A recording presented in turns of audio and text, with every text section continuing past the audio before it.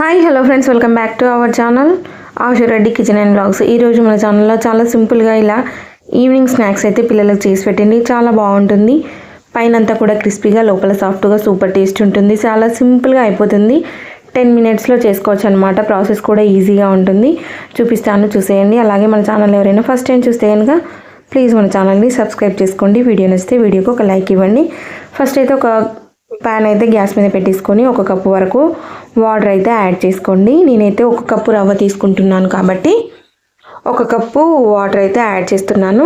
ఇంకా పైనుంచి ఒక 2 టేబుల్ స్పూన్లు వేసాను అనమాట. 1 కప్పుకి 1 కప్పు సరిపోతుంది అనమాట.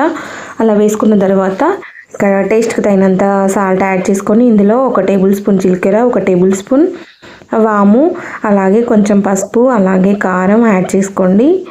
మీ దగ్గర ఇంగువ ఉంటే ఇంగువ కూడా యాడ్ చేసుకోవచ్చు. నేనైతే జీలకర్ర, అలాగే వాము, కొంచెం ఆయిల్, అలాగే టేస్ట్కి తగినంత సాల్ట్, అలాగే కొంచెం కారం, పసుపు అయితే యాడ్ చేశాను. పసుపు అయితే కలర్ కోసం యాడ్ చేశాను అనమాట. కొంచెం ఒక చిటికెడ యాడ్ చేసుకోండి. ఇలా యాడ్ చేసుకున్న తర్వాత ఈ వాటర్ అంతా కూడా మంచిగా మరిగేంత వరకు అయితే మరిగించుకోవాలన్నమాట. మరిగిన తర్వాత రవ్వ అయితే యాడ్ చేసుకోవాలి. చూసారా, ఇవన్నీ కూడా వేసి ఇలా ఒకసారి కలిపిన తర్వాత ఇవైతే మంచిగా మరగనివ్వాలన్నమాట. చూసారా, వాటర్ అయితే మరుగుతున్నాయి. ఇప్పుడైతే నేను 1 కప్పు రవ్వ అయితే తీసుకొని ఇందులో కొంచెం కొంచెం వేసుకుంటూ అంతా కలిసే విధంగా కలుపుకుంటున్నాను. సిమ్లో పెట్టేసి రవ్వ అంతా కూడా వేసుకొని ఉండలు లేకుండా మంచిగా వాటర్లో కలిసే విధంగా కలుపుకోండి. చూసారా, ఇలా అంతా కూడా కలిసే విధంగా అటు ఇటు తిప్పుతూ మనం ఉండలు లేకుండా కలిపేసుకోవాలి. చూసారా, ఇలా మొత్తం కలిపేసిన తర్వాత గ్యాస్ అయితే ఆఫ్ చేసుకోండి. ఇలా గ్యాస్ ఆఫ్ చేసుకొని ఒక 10 మినిట్స్ అయితే చల్లారనివ్వండి. మనకు చేతికి మామూలుగా వేడి తగలకుండా ఉన్నప్పుడు, గోరువెచ్చగా ఉన్నప్పుడు చేతితో కలుపుకోవచ్చు. ఇలా అంతా కూడా గ్యాస్ అంతా ఆఫ్ చేసి ఇలా అంతా కూడా కలిపేసుకోవాలన్నమాట. ఒక 10 మినిట్స్ పక్కకు పెడితే మనకు గోరువెచ్చగా అవుతుందన్నమాట. చూసారా, ఒక 10 మినిట్స్ తర్వాత ఇది కొంచెం వేడిగా ఉంది. ఈ టైంలో నేను ఒక 2 టేబుల్ స్పూన్ల బియ్యం పిండి యాడ్ చేసుకొని ఇందులో కొంచెం ఆయిల్ అయితే వేసుకోండి. చెయ్యి మీద వేసుకొని ఇలా కలుపుకోవాలన్నమాట. ఇదంతా కూడా సాఫ్ట్గా అయ్యేంత వరకు కలుపుకోవాలి.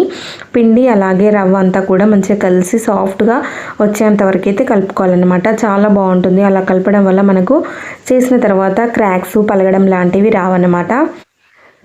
చూసారా, ఈ విధంగా కలుపుకోవాలి.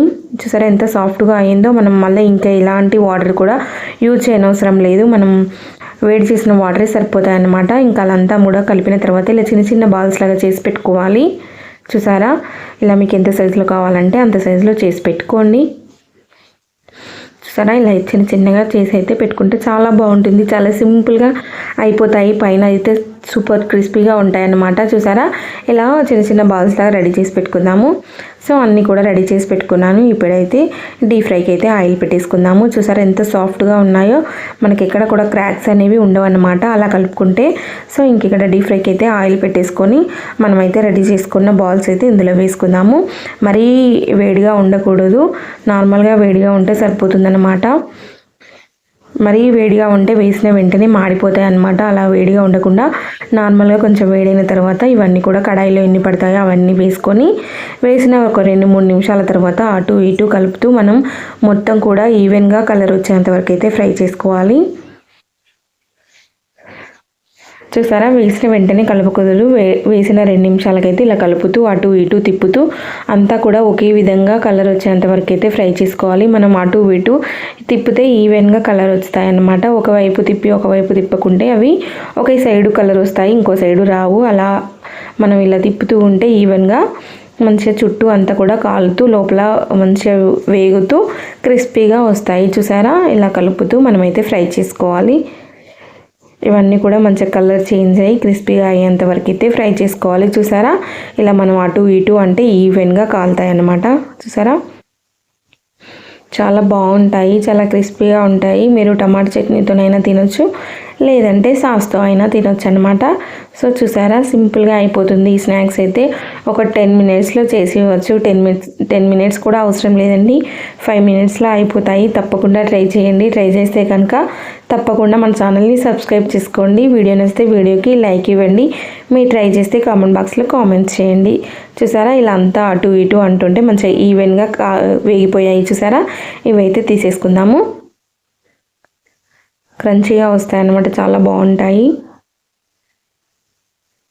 చూసారా, ఇంకా ఇవన్నీ కూడా ఇలా జల్లిగంటలో వేసుకొని ఆయిల్ కూడా అసలు పీల్చదు అసలు. చూసారా, మంచిగా వేగిపోయాయి కదా. ఇంకా మిగతావి కూడా ఇలానే వేసి ఫ్రై చేసుకోవాలి.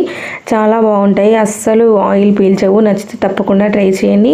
చూసారా ఎంత బాగున్నాయో, పైనంతా కూడా క్రిస్పీగా ఉన్నాయి, చాలా బాగున్నాయి. నచ్చితే తప్పకుండా ట్రై చేసి కామెంట్ బాక్స్లో కామెంట్ చేయండి. Okay friends.